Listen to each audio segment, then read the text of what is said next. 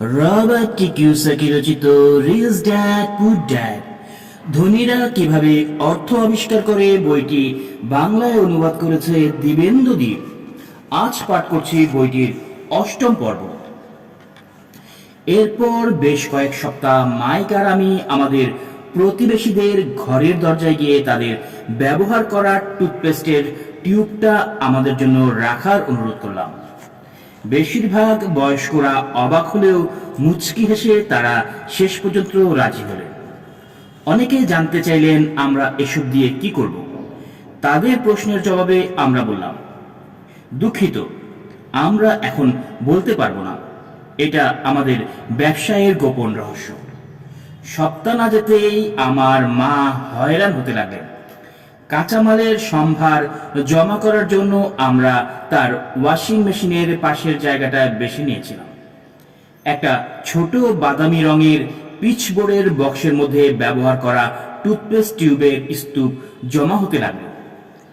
এক পর্যায়ে মা খুব বিরক্ত হলেন। প্রতিবেশীদের ব্যবহার করা নোংরা কোকড়ানো টিউবগুলো তার নজরে পড়ল। বাছারা, তোমরা কি করতে যাচ্ছ? তিনি জানতে চাইলেন। আমি আর এটা শুনতে চাই না যে এটা ব্যবসায়ের গোপন রহস্য। হয় এসব নোংরা জঞ্জালগুলো সরাবে, নইলে আমি সবকিছু ছুঁড়ে ফেলে দেব। মাইক ও আমি মাকে শনি বন্ধ অনুরোধ করলাম সেগুলো না ফেলতে। তার কাছে ব্যাখ্যা করলাম যে শীঘ্রই আমাদের প্রয়োজনীয় সংখ্যক টিউব জমা হয়ে যাবে এবং তারপর আমরা উৎপাদন শুরু করে দেব।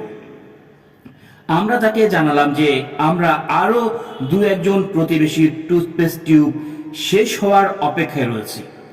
মা আমাদেরকে আরো এক সপ্তাহ সময় মঞ্জুর করলেন। উৎপাদন শুরু করার দিন যতই ঘনিয়ে আসছিল ততই আমাদের উপর চাপ বাড়তে লাগলো। আমার প্রথম অংশীদারি ব্যবসা আমার নিজ মায়ের পক্ষ থেকেই উচ্ছেদের মুখে পড়ল। তাই মাইকের কাজ হয়ে উঠল প্রতিবেশীদেরকে তাড়াতাড়ি তাদের টুথপেস্ট শেষ করতে বলা। সে তাদের বলতে লাগলো যে তাদের দাঁতের ডাক্তারও চায় তারা যেন আরো তাড়াতাড়ি টুথপেস্ট শেষ করে। আর এদিকে আমি উৎপাদনের দিকটা ঠিক করতে শুরু করলাম। একদিন আমার বাবা তার এক বন্ধুর সঙ্গে গাড়ি চালিয়ে এসে দেখলেন যে 9 বছরের দুটি বালক বাড়ির ঢোকার রাস্তায় পুরোদমে তাদের উৎপাদনের কাজ চালিয়ে যাচ্ছে। সবখানে অসংখ্য সাদা রঙের পাউডার ছড়িয়ে ছিটিয়ে আছে। একটা লম্বা টেবিলে বিদ্যালয় থেকে পাওয়া দুধের ছোট ছোট ঠোঙ্গা পড়ে আছে। আর আমাদের পরিবারের হিবাচি গ্রিল বা উনুনে লাল গরম কয়লা সর্বোচ্চ তাপমাত্রায় লাল হয়ে জ্বলছিল। যেহেতু উৎপাদনের সরঞ্জামগুলো গাড়ি রাখার স্থানে বাধার সৃষ্টি করছিল, এ কারণে বাবা গাড়িটা রাস্তার মুখটায় দাঁড় করিয়ে সাবধানে হেঁটে আসছিলেন। যখন তিনি ও তার বন্ধু কাছে এলেন তখন তারা কয়লার উপর বসানো স্টিলের পাত্রটা দেখতে পেলেন, যার ভেতরে গলানো হচ্ছে টুথপেস্টের টিউবগুলো। সে সময় টুথপেস্টের টিউব প্লাস্টিক দিয়ে নয়, বরং সীসা দিয়ে তৈরি হতো। এই কারণে রং একবার পুড়ে গেলে টিউবগুলোকে ছোট স্টিলের পাত্রে ফেলে দেওয়া হচ্ছিল, যতক্ষণ না সেটা গলে গিয়ে তরলে পরিণত হয়। আমার মায়ের সাঁড়াশির সাহায্যে আমরা দুধের ঠোঙ্গার উপরের একটা ছোট্ট ছিদ্র দিয়ে গলানো সীসা ঢেলে রাখছিলাম। দুধের ঠোঙ্গাগুলো প্লাস্টার আর প্যারিস দিয়ে ভর্তি ছিল। চারদিকে যে সাদা পাউডার পড়েছিল তা এই প্লাস্টারের জল মেশাবার আগেকার অবস্থা। তাড়াহুড়া করতে গিয়ে আমি প্লাস্টিকের ব্যাগে ধাক্কা দিয়ে ফেলেছিলাম, ফলে পুরো জায়গা জুড়ে মনে হচ্ছিল তুষার ঝড় বয়ে গেছে। দুধের ঠোঙ্গাগুলো প্লাস্টার আর প্যারিসের সাচের জন্য বাইরের পাত্র হিসেবে আমরা ব্যবহার করছিলাম। আমার বাবা ও তার বন্ধু খুব মনোযোগ দিয়ে লক্ষ্য করছিলেন কিভাবে আমরা সাবধানতার সঙ্গে গলানো সীসা প্লাস্টার আর প্যারিসের টিউবের উপরে একটা ছোট্ট ছিদ্র দিয়ে ঢালছিলাম। সাবধান, আমার বাবা বললেন। আমি উপরে না তাকিয়েই মাথা নাড়লাম। সবশেষে যখন ঢালা শেষ হলে গেছিল তখন আমি স্টিলের পাত্রটি নিচে রেখে হাসি মুখে বাবার দিকে তাকালাম। তোমরা কি করছো? একটু সাবধানের হাসি দিয়ে তিনি জানতে চাইলেন। আপনি যা করতে বলেছেন আমরা তাই করছি, আমরা ধনী হতে যাচ্ছি। আমি বললাম, হ্যাঁ। মাইক মাথা নেড়ে হেসে বলল, আমরা একে অপরের অংশীদার। প্লাস্টিকের এই সাঁচগুলোতে কি আছে? বাবা জানতে চাইলেন। দেখুন, আমি বললাম, এগুলো ভালো তৈরি হয়েছে মনে হচ্ছে।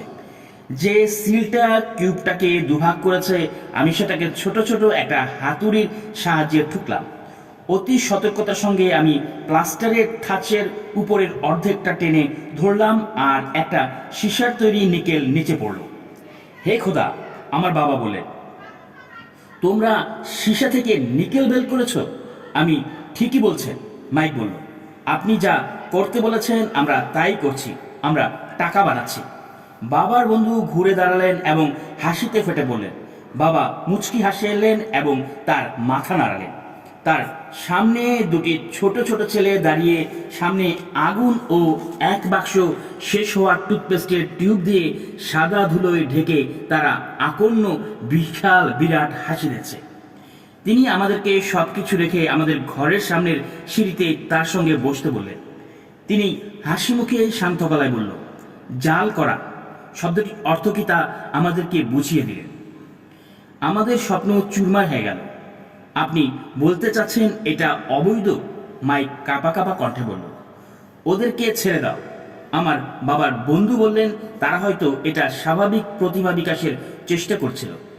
বাবা তার দিকে তীক্ষ্ণ দৃষ্টিতে তাকালেন। হ্যাঁ, এটা অবৈধ কাজ, শান্তভাবে তিনি বললেন। কিন্তু তোমরা ছেলেরা দারুণ সৃজনশীল ও মৌলিক ভাবনার প্রকাশ ঘটিয়েছ। আমি তোমাদের নিয়ে সত্যি গর্বিত। আমাদের তৈরি করা নোংরাগুলো পরিষ্কার করার আগে আমি ও মাইক প্রায় 20 মিনিট নিরাশ হয়ে বসে রইলাম। প্রথম দিনই আমাদের ব্যবসা শেষ হয়ে গেল। পাউডারগুলো পরিষ্কার করতে করতে আমি মাইকের দিকে তাকালাম এবং বললাম, আমার মনে হয় জিমি ও তার বন্ধুরাই ঠিক বলেছে, আমরা গরিব। আমি যখন কথা বলছিলাম আমার বাবা সে সময় চলে যাচ্ছিলেন। শোনো ছেলেরা, তিনি বললেন, যদি তোমরা হাল ছেড়ে দাও তবেই তোমরা গরিব। সবচেয়ে গুরুত্বপূর্ণ বিষয় হলো তোমরা কিছু করার চেষ্টা করেছ। বেশিরভাগ মানুষ কেবল ধনী হওয়ার গল্প বলে আর স্বপ্ন দেখে, অথচ তোমরা কিছু করে করে দেখিয়েছ।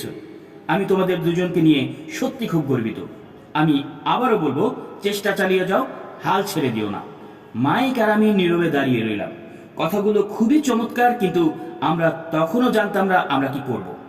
তাহলে আপনি কেন ধনী নন বাবা? আমি জানতে চাইলাম। কারণ আমি বিদ্যালয়ের শিক্ষকতাকে পেশা হিসেবে নিয়েছিলাম, আর শিক্ষকরা সত্যি ধনী হওয়ার কথা ভাবে না। আমরা শুধু পড়াতে পছন্দ করি। তোমাদের সাহায্য করতে পারলে আমাদের ভালো লাগতো, কিন্তু আমি জানি না কিভাবে টাকা বানাতে হয়। মাইক ও আমি ঘুরে দাঁড়ালাম এবং আবার নোংরা পরিষ্কার করার কাজে মনোযোগ দিলাম। তবে বিষয়টা আমি জানি, বাবা বললেন, তোমরা যদি ধনী হওয়া শিখতে চাও তাহলে আমাকে জিজ্ঞেস করো না, তোমার বাবাকে জিজ্ঞেস করো। মাইক, আমার বাবা? চেহারা কুঁচকে মাইক জানতে চাইল।